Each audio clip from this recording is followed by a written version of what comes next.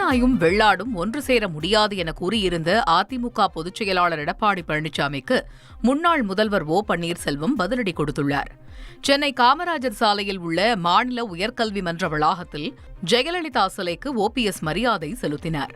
பின்னர் செய்தியாளர்களிடம் பேசிய அவர், அதிமுகவின் தொடர் தேர்தல் தோல்விகளுக்கு ஒற்றை தலைமைதான் பதில் சொல்ல வேண்டும் என்றார். அரசியல் சூது, சூழ்ச்சி, வஞ்சனை, நம்பிக்கை துரோகம் இவைகளெல்லாம் யாரால் அரசியல் அரங்கேற்றப்பட்டது என்பதையும், அதற்கு பின்னாலே 11 தேர்தல்களிலும் கழகம் தோல்வியைத்தான் சந்தித்தது என்பதையும், இவை எல்லாவற்றிற்கும் காரணம் ஒற்றை தலைமைதான் வேண்டுமென்று அடம்பிடித்து அதை ஏற்றுக்கொண்டவர்கள்தான் பதில் சொல்ல வேண்டும். அதைத்தான் நான் சொல்றேன்.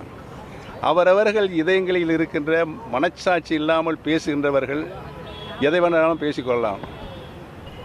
எங்கள் வாய் நல்ல வாய், அவர்கள் வாய் என்ன வாய்ன்னு நீங்களே தீர்மானித்து